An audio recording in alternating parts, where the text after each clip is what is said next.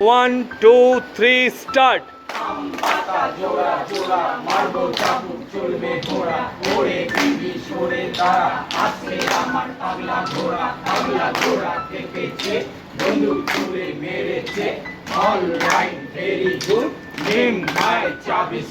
বহু মানুষ আমার কাছে জানতে চেয়েছেন আমি কিভাবে অভিনয় চর্চা করি বা করাই, সকাল থেকে সন্ধে পর্যন্ত কিভাবে আমি নিজেকে অভিনয়ের জন্য প্রস্তুত রাখার চেষ্টা করি।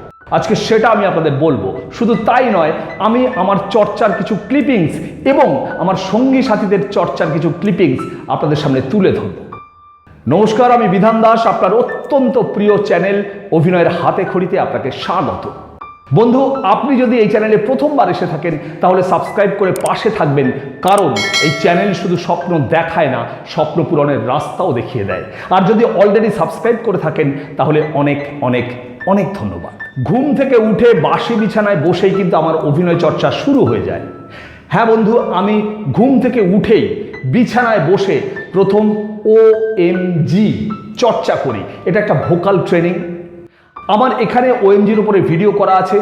OMGটা কি সেটা যদি কেউ জানতে চান তাহলে আমার সেই ভিডিওটা একটু দেখে নেবেন। এই OMG চর্চার সঙ্গে সঙ্গে কিন্তু আমার দিন শুরু হয়। তারপরে আমি হালকা এক্সারসাইজ করতে চলে যাই। যখন ফিরে আসি, যখন আমি রেস্ট করি, তখনও কিন্তু আমার মনের মধ্যে অভিনয় নিয়ে বিভিন্ন চিন্তা ভাবনা চলতে থাকে। তারপর যখন আমি খবরের কাগজ পড়ি, আমি চেষ্টা করি খবরের কাগজটা জোরে জোরে উচ্চারণ করে পড়ার। এতে আমার উচ্চারণের প্র্যাকটিসটাও কিন্তু হয়ে যায়। বন্ধু, এই কথাটা আমি বহুবার বলেছি যে খবরের কাগজ যখন পড়বেন জোরে জোরে শব্দ করে গোটা গোটা করে পড়ুন, এতে কিন্তু আপনার উচ্চারণের চর্চাটাও হয়ে যায়। এরপর যখন আমি বাজারে যাই তখনও কিন্তু আমার অভিনয় চর্চা চলতে থাকে। সেই সময়টায় মূলত আমি অবজার্ভ করি।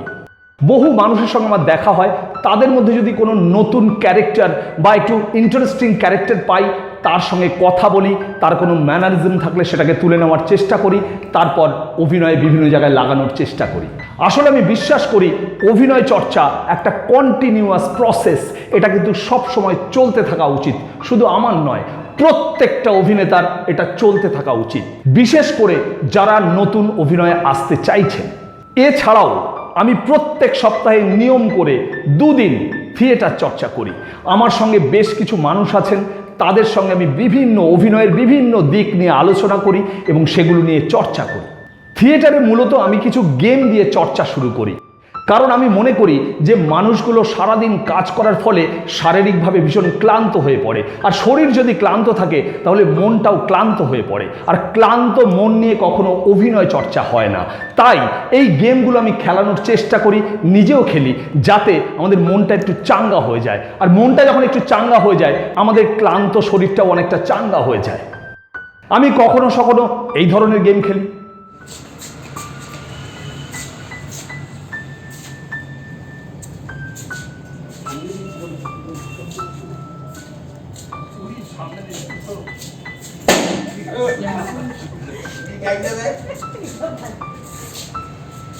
আবার কখনো এই ধরনের গেম খেলি।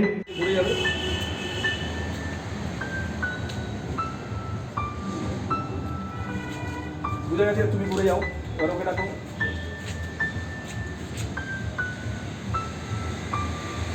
ঘুরে যাও।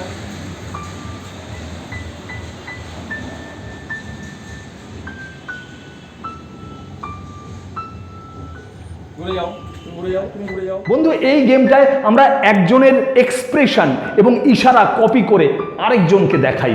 এতে আমাদের এক্সপ্রেশন কপি করার চর্চাটা হয়ে যায়। আবার কখনো কখনো আমি এই গেমটা খেলি।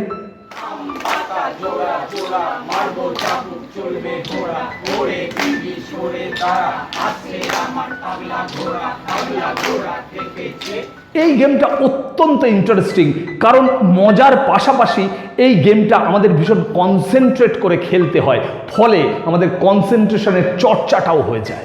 আমাদের কনসেন্ট্রেশন বাড়াতে সাহায্য করে, যেটা অভিনয়ের ক্ষেত্রে ভীষণ প্রয়োজন। শুধু তাই নয়, সকলের মধ্যে একটা কম্বিনেশন গড়ে ওঠে, এটাও কিন্তু অভিনয়ের ক্ষেত্রে ভীষণ প্রয়োজন।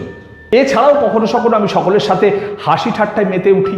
তবে হ্যাঁ, তার মধ্যেও কিন্তু অভিনয়ের কিছু না কিছু চর্চা থাকে। সময়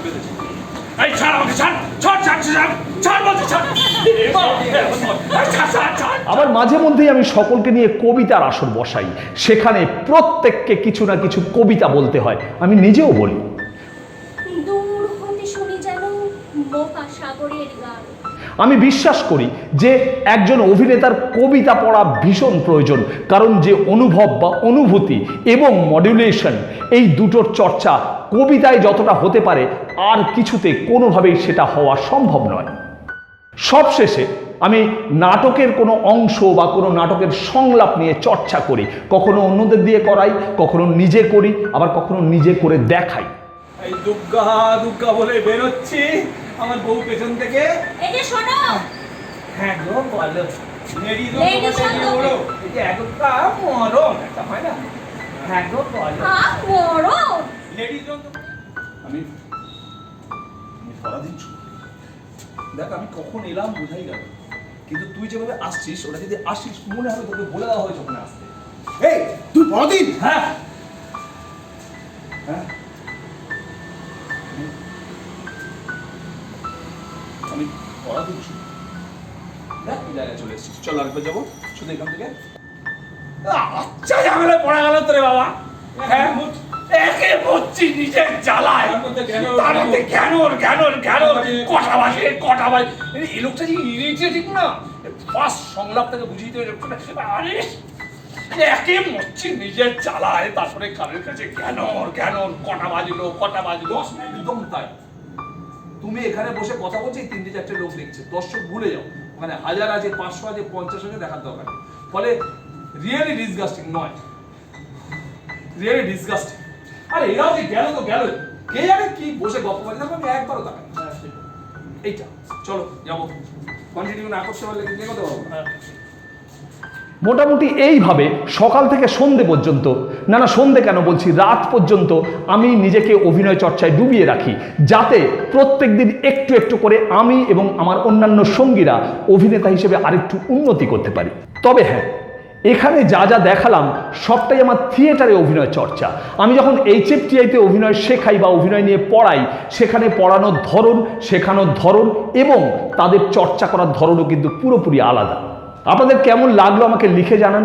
যদি ভালো লাগে তাহলে লাইক শেয়ার কমেন্ট তো করবেনই, আর অবশ্যই সাবস্ক্রাইব করে পাশে থাকা বেল আইকন চেপে অল করে দেবেন, যাতে আমার প্রত্যেকটা আলোচনা সবার আগে আপনার কাছে পৌঁছয়, কারণ আপনি আমার কাছে সব থেকে বেশি ইম্পর্টেন্ট। দেখা হচ্ছে খুব তাড়াতাড়ি নতুন কোনো ভিডিও নিয়ে। ততক্ষণ ভালো থাকবেন, সুস্থ থাকবেন, আর অবশ্যই চর্চায় থাকবেন। আপনার অভিনয় জীবনের শ্রীবৃদ্ধি কামনা করি। নমস্কার।